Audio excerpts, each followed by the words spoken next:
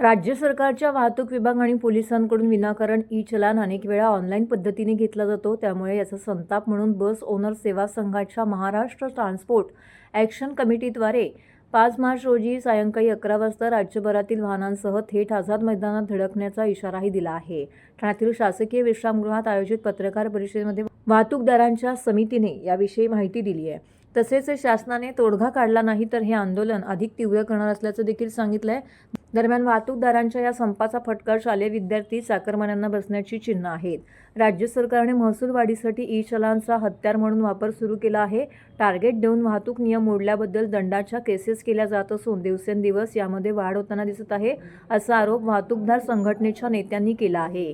MMR रिजनमधील 40,000 buses प्रतिनिधित्व करणाऱ्या बसमालक संघटनेचे प्रवक्ते राजेंद्र पाटील आणि विजय यादव यांनी तीव्र प्रतिक्रिया व्यक्त केल्यात. ई-चलान दंड मुक्तीसाठी सरकारने समिती बनवून तोडगा काढण्याची खात्री दिली होती, मात्र आजवर काहीच तोडगा काढलेला नाही. परिवहन मंत्री प्रताप सरनाईक यांनीही वाहतूकदारांच्या समस्येची कबुली देत अडचणीविषयी सहमती दर्शवली आहे, मात्र ठोस निर्णय घेण्यास असमर्थता दर्शवली.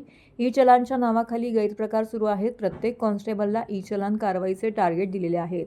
एक प्रकारे हा महसूल वाढीचा स्रोत बनवला आहे.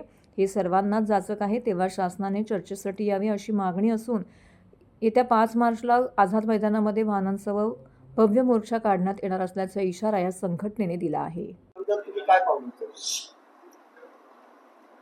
गेले अनेक वर्षापासून आम्ही ई-चलन विरोधात आंदोलन करतोय. शासनाने आम्हाला वेळोवेळी आश्वासनं दिली, कमिटी स्थापन केली, परंतु ई-चलनच्या नावाने जी रिकव्हरी चालू आहे, टोल टॅक्स आणि थोडक्यात सांगितलं तर रॉबरी, नियमानुसार व्यवसाय करणाऱ्यांकडनं खंडणी वसूल करण्याचं जे धोरण अप्रत्यक्षरित्या ह्या टॅक्स ई-चलनच्या माध्यमातून चालू आहे, त्याच्या निषेधार्थ आम्ही उद्या 5 मार्च रोजी चलो आझाद मैदानाचा नारा दिलाय. आम्ही आमच्या गाड्या घेऊन शासनाच्या दरबारात देणार आहेत आणि त्यांना सांगू की आम्ही व्यवसाय कसा करायचा हे सांगा म्हणून.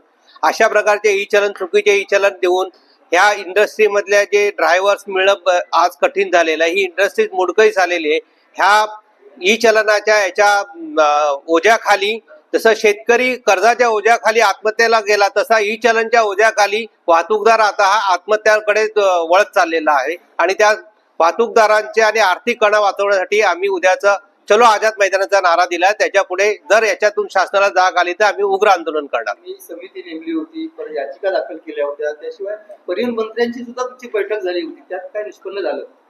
माननीय परिवहन मंत्र्यांच्या बैठकीमध्ये परिवहन मंत्र्यांनी आम्हाला मान्य केलं की ही चलन जी प्रणाली आहे हे अन्यायकारक आहे आणि याच्यावर मी तुमच्या समस्याबद्दल मी तुमच्या सोबत आहे, परंतु त्याच्यावर तोडगा न काढता आहे ते तसंच पुढे रेटून न्यायचं, अशा प्रकारच्या धोरणामध्ये त्यांनी आमची बैठक गुंडाळलेली आहे.